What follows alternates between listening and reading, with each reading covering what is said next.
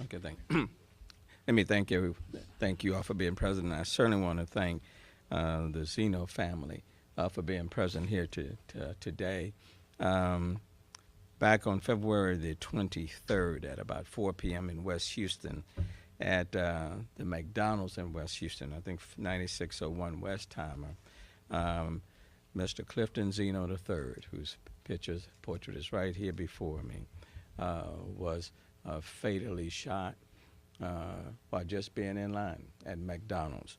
Um, I saw some of the family members last week appearing on television wanting this person to be found who killed Clifton Zeno III. And this press conference is here today to announce that that person has been found and that person is no longer with us. And I'm going to allow Chief Slinker to talk further about that. But today we have before us the family of Clifton Zeno III. We have his father, Clifton Zeno Jr., his mom, Nera Zeno. We have two of his sisters who are here in person, Christina and Sandra. Believe Teresa is not in town, but maybe on the phone with us. We have the mother of his 7 children, Monique Zeno, is present, and along with some of her kids, Alexis Zeno IV, Sahara, Simone, Chastity, and then I believe we have about 3 nieces who are also with us. As you can see, this is a loving family. It's a big family. But we certainly heard their pleas last week. In fact, they even put up a reward for evidence leading to the person who committed this crime. And that person has been found, and this investigation still continues for anybody else who may have been with that person or have information and did not come forth. Look, we are committed to solving these crimes. People who are senselessly were committing crimes within our city. And this one absolutely made no sense. Person in the line at a McDonald's, and for whatever reason pulls out a gun and takes the life of someone else. So the commitment that we're making here in this city is that we will expend all necessary resources, manpower, you name it, to find people who commit crimes. We're still looking for many others who are committing these crimes, and in due time we will find you as well. But we certainly wanted to bring closure to this family and to continue to offer them our prayers and our condolences. So let me yield at this moment to Chief Slinkert to further elaborate on the investigation.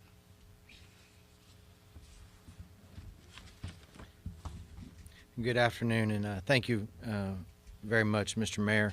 And on behalf of Chief Finner, who could not be with us today, he's handling other city business at the moment, but he's been fully briefed and he's with us obviously in heart and spirit as we share this time with this family, with this grieving family, this wonderful family. And so I'm here to give you, as the mayor said, an update on this case and another case and how the two are related. But Mayor, we thank you for your continued support, our mission to combat violent crime in the city of Houston, yourself and your council colleagues.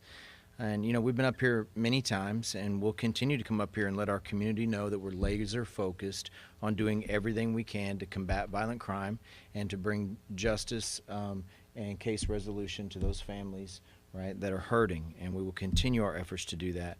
And we continue to pray for these families, including the Zeno family. I'm very proud of the work that our detectives do each and every day to try to solve these violent crimes, and some of our detectives are here today, and they've worked tirelessly on this case. And just since the beginning of February, since we announced some of our initiatives, and of course the mayor's push on One Safe Houston, our targeted approach has led to the arrest of multiple violent offenders, including 11 murder suspects just since the beginning of February. But the case that we're here to discuss today involves, as the mayor said, the murder that occurred at the restaurant Our homicide detectives received information that indicated possibly that an 18-year-old male named Alberto Riascos was possibly the suspect in the murder of Mr. Zeno. Our detectives did a great deal of research and learned that Riascos was also wanted on a felony warrant out of Harris County for aggravated assault with a deadly weapon. Now, you may remember that last Wednesday night, just this past Wednesday night on March 2nd, I gave a media briefing on the scene of an officer-involved shooting. We had task force and crime suppression officers looking for the suspect in the murder of Mr. Zeno, and we located that suspect, Riascos, walking back to his apartment at 2501 Lazy Hollow Drive, which is not far from the restaurant where Mr. Zeno was murdered. When our officers went to take Riascos into custody last Wednesday evening at about 6 p.m., he pulled out a pistol and fired a shot. One of our sergeants discharged his weapon and fatally struck Riascos. You will recall I gave those details on Wednesday night. The suspect's gun was recovered at the scene, the weapon that Riascos had that he fired at our HPD sergeant. Now, during the ongoing investigation, we recovered ballistics evidence from the suspect's gun on our officer-involved shooting on Lazy Hollow Drive last Wednesday night, and technicians at the Houston Forensic Science Center have been able to match those ballistics to the crime scene where Mr. Zeno was murdered. In essence, the gun that was in the custody of Riascos, who was involved in our officer-involved shooting, who died at the scene at Lazy Hollow, the gun there with him on the scene in his possession, the ballistics from that weapon matched the ballistics recovered from the murder scene of Mr. Zeno. In addition, detectives have located a photograph of the suspect in similar clothing to the suspect in the video shooting of Mr. Zeno. Based on evidence gathered thus far, our investigators are confident that the suspect who murdered Mr. Zeno is Alberto Riascos, 18-year-old male. The investigation regarding the officer-involved shooting where Riascos succumbed to his injuries is still under investigation, and body camera footage, as I said last Wednesday night, will be released in accordance with our policy at a later date, but within our 30-day policy timeline. It's important for us to just reiterate that the Houston Police Department, obviously with the support of the mayor and city council, we are going to continue to work tirelessly day and night to fight violent crime and also bring closure to families like Mr. Zeno's family and to this wonderful family who I've had the opportunity to spend a little bit of time with here just this afternoon. Our prayers are continually with you for this tragic loss. Any loss of life is tragic, and we definitely wanted to work hard to bring this case to closure. Last Wednesday night, it became evident that the suspect in that officer-involved shooting, as we continued to investigate, might be the suspect from the murder of Mr. Zeno, but it took several more days for us to confirm that through ballistics evidence. And so now you're up to speed on where we are in the case. As the mayor mentioned, there are still a few more details for our detectives to cover, a few more interviews that our detectives would like to take place and be involved in. So while we believe that we have what we need to bring this murder case to closure, and we believe we have that suspect positively identified, there is still some case follow-up work for our detectives to do. With that, I'll yield back to you, Mr. Mayor, for anything the family might want to say. Thank you, Chief. And I think Mr. Zeno, the father, the second junior, might want to just say just a few words. Well, hey, come on around. I just wanted to say that I really appreciate the hard work that the police department has done to bring this case to closure, and the family appreciate all the prayers and that you all have done and to help the family in this grieving time. And that's I don't have much to say. That's, you know, I'm a little nervous, but I just wanted to, I felt like I needed to say something, you know, and that's basically all I have. Thank you. Thank you. Thank you, Mr. Zeno. Just before we take questions, if there are any questions, look, this shooting was senseless.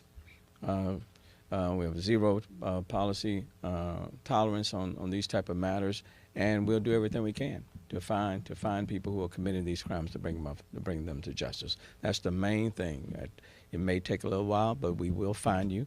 But these type of shootings makes absolutely no sense, none whatsoever. Any questions to Chief Lincoln? I was wondering if the chief could clarify, so you guys were already, prior to Wednesday, you had already developed Rasmus as a suspect, and when you went after him at the Briar Hollow, or tried to apprehend him, it was with this case in mind, right? It was. So homicide, thank you for your question. Homicide detectives definitely had developed through information that we won't cover as part of this press conference because the investigation is going on. They had developed the name of Alberto Riascos for a possible suspect in the tragic murder of Mr. Zeno. In researching that suspect, they also found out that he had an aggravated assault deadly weapon warrant out for his arrest, and I don't have the details of that case before me here today, but there was a warrant out as well. So 2 reasons to get Mr. Riascos into custody. 1, on the outstanding aggravated assault deadly weapon warrant, and 2, so that homicide detectives could talk to him about this case.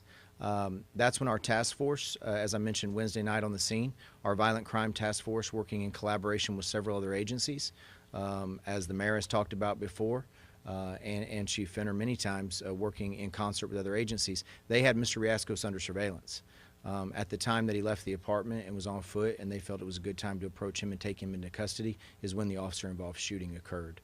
Then some additional follow-up information needed to be, and evidence needed to be looked at to see if Riascos actually was the suspect from the murder of Mr. Zeno. And the gun he pointed at officers? The gun that he pointed and fired at the sergeant, the ballistics from that weapon from Wednesday night at the scene of the officer-involved shooting matches the ballistics from the murder weapon in the McDonald's shooting and the killing of Mr. Zeno. Condolences to the family. Thank you. First off, following up on the gun, Chief, with regards to that gun, because we've heard so much about gun switches and they're being tricked out. What kind of gun was it, and was there any kind of modification?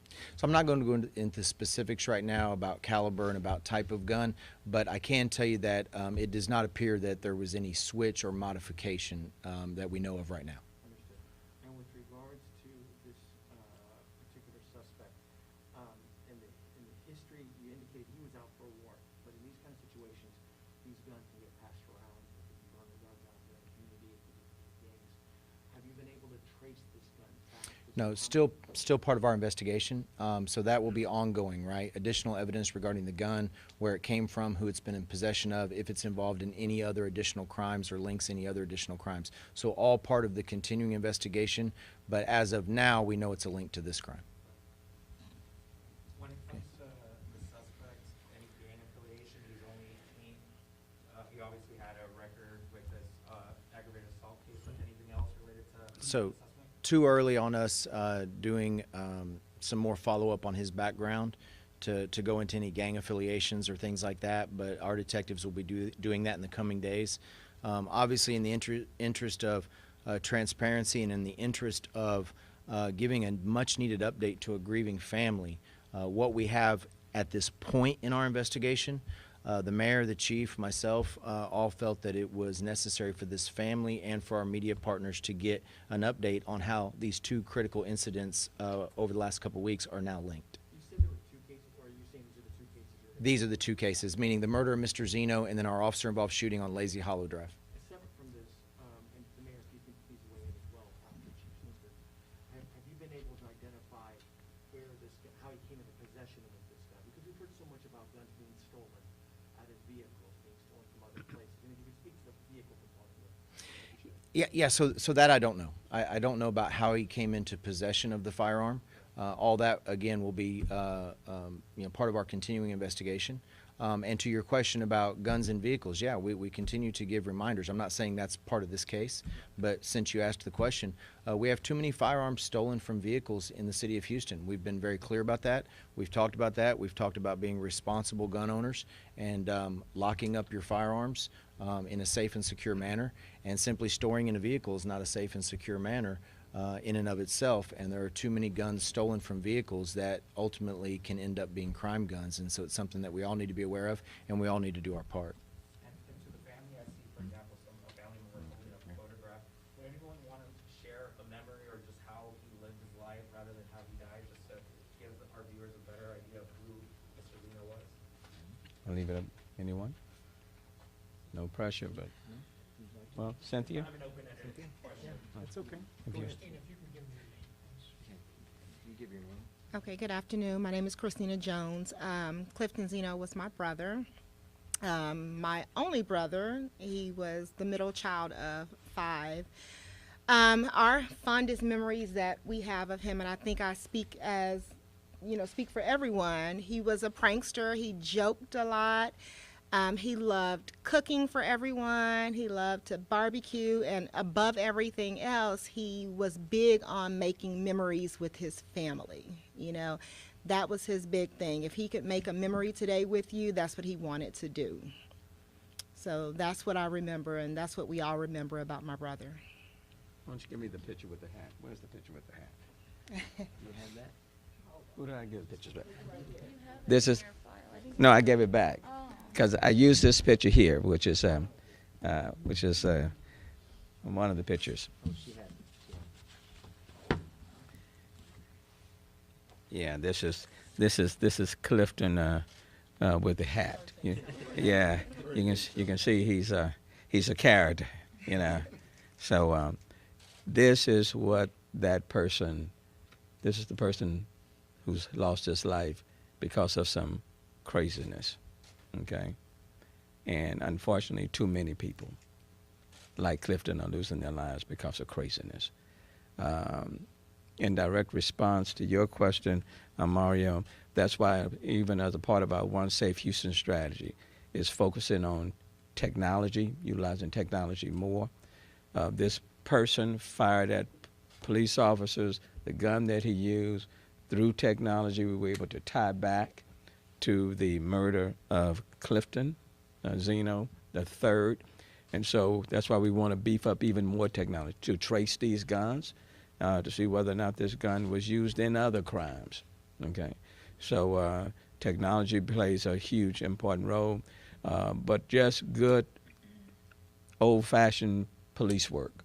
So I want to thank the detectives and the police officers, because even with technology, without that good old-fashioned police work, staking out, following through, we wouldn't even be at this point. So I want to thank the detectives and the members of HPD, and we want to bring closure to a lot of other families as well. Still thinking of Ashante Grant, the 9-year-old, $30,000 warrant out on the person who shot in that road rage incident. So I want to remember her family and still lift her up as well. So the point is, we're going to do everything we can to, number one, to try to prevent these type of crimes from taking place. That's number one. And number two, when they do occur, to try to bring closure to this family. But there is no way we can bring Clifton back, so we continue to pray for them and lift them up. Mayor, if you don't mind, you were going to touch on the point with regards to guns as well, coming out of vehicles, but the chief's wondered. Yeah, last year alone, I believe there were approximately about 3,800 guns that were stolen from vehicles. So it's important for people to really lock their guns away. And many of these guns that are stolen are used in crimes, where other lives are being taken. So there are way too many guns that are on the street, and many thousands that are stolen. I think up to this point in time, I think in the last report, there were close to 500 guns that we'd already confiscated just this year alone. So and last year there were well over 6,000 guns that were confiscated. So way too many guns, and here you got an 18-year-old with a gun in a restaurant and just used it for no apparent reason. And then, of course, we got people out on the street with warrants that we're working diligently to get off the street before they commit other crimes. Okay. Blinker, if you don't mind. Sure. One quick question off of this, because the mayor's made such a big point of this in the past, and the importance of this, and intriguing if this was a case of this, without devaluing the work that you guys did, and you did incredible work, but by any chance, because Mayor, you've asked for this in the community provide a tip that helps solve this? So tips are involved in this case, but it's too early for me to give you details on that and where we are. But we will update our media partners when we can. We want to give our detectives the necessary room they need to investigate the case properly and bring anybody else to justice that may or be involved or have information. And so it's just too early for me to give you that information, and so I want to respect the confidentiality of the case. But aside from that, taking it away from this case right now, you're correct, and the mayor is correct and has said many times, it takes everybody. The detectives cannot do it alone. All of our community members out there, they are the biggest force multiplier for us in trying to keep a community safe. And the information that a community brings forward pays major dividends in us trying to help the community and have a safe environment for everybody. And so cannot stress that enough, how important it is, that community partnership and community members being willing to come forward and speak to us about crime. And the mayor has even gone as far to say, and I agree with him, that we have a responsibility. We have a responsibility as community members and as citizens to do our part to help make our entire community safe. You had a question? I was just going to ask you, could you clarify what the initial motive was? Was it just some sort of argument at the restaurant or something minor? Unfortunately and tragically, I don't know that I can give you one. And that speaks, as the mayor said, to the senselessness of this. What motive? You're simply in line and then for whatever reason end up committing this unspeakable, right, murder. And I don't think there is a motive, at least not one that would give any of us any solace or understanding, and that's another tragedy of this incident. And so, no, aside from a disagreement, an argument, a conversation, other than that, we have no other motive to give you. They were literally just standing in line and In essence, that's where we are right now, yes. and you guys haven't figured, I mean, like, why would anybody shoot anybody while waiting in line? Like, is that sort of the challenge you? Well, that's kind of what I'm speaking to, and that's what the mayor's speaking to, is, we're trying to put rational thought as members of this community, right, and members of this department and this family. We are trying to put rational thought into acts that are seemingly just 100% irrational in every way, and that's very difficult. And so I don't know that we'll ever have a motive that we can say would satisfy, right, that question for any of us. It's senseless and tragic. But when it happens, we are going to investigate. We're going to investigate thoroughly, and we're going to do everything we can to bring those to justice that would commit those senseless acts. Anything? I don't know if you want to add to that, Mayor, or anything. Well, it's just evil, Yeah. and that's how I define it. It's EVIL. It's evil. It's a lack of respect of human life, a lack of respect for. If you don't value your own life, you're not going to value anybody else's life. And apparently, in this case, he didn't value his own life because he started firing at police officers and lost his. But that happened after taking an innocent person's life. I simply call it evil, too much evil. But be that as it may, we will confront evil and we'll do our very best to get it off the street. Okay? Thank you all so very much. Thank them. Continue to pray and uplift this family. Yeah, and if we could do, if anybody needs Spanish, I've got Commander Garcia yes. that can give Spanish as we allow the family to kind of gather and maybe exit. Commander Garcia can give updates in Just Spanish. real quick, can they share, if you guys like, to share more pictures that we can shoot real quick? Okay, I'll leave that thing. Cynthia, have them. This is one. And let me address something on the picture as well, Mayor. Yeah. And to our media partners, today is about honoring and sharing and showcasing this beautiful family and this beautiful soul. And so the mayor wanted to share his picture. I'm so glad the family brought them. Thank you very much. Regarding the photo of our suspect, you don't see it here. That will be shared at a later time, and it'll be shared by our public information officers, and we'll make sure we get that out to our media partners, right? We'll get an updated photo of the suspect out. Right now, we want to showcase and talk about and share the photo of Mr. Zeno for this family. Mhm. All right. Do you want to just place Does anybody need Spanish for their role? And with his two of his grandbabies. Okay. Yeah, these. Commander Garcia will get that shortly after we allow the family. He was also a grandfather. Okay. There's Fa- one of his grandchildren right here. Oh, there he is. He's got an afro like I used to have. Okay. All right. Thank you. And this is him when he was in middle school. Okay.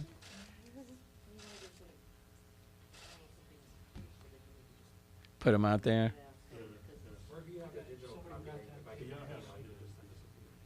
Well, I tell you what, there are enough family members, each one of them can hold. Yeah. Yeah, come on, y'all hold that up. We'll step out of the way. Where's Mom? Where's the mother? Where's Monique? Monique, you hold that? Yeah, y'all get out and hold those. Yeah, that's enough for you all to hold those pictures. Let me get out that picture.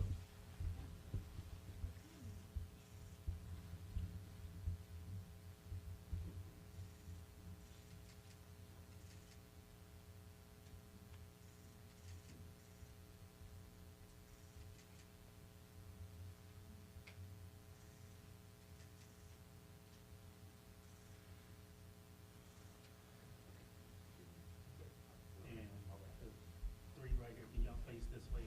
You guys face those. And you guys Face this way? Well, y'all can face those guys, and you guys face this way.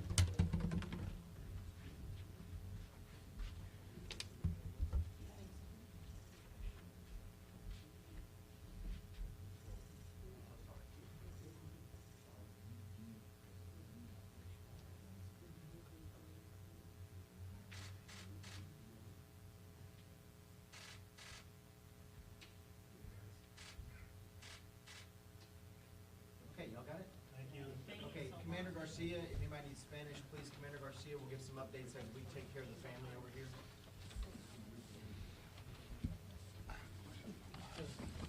Family can come this way.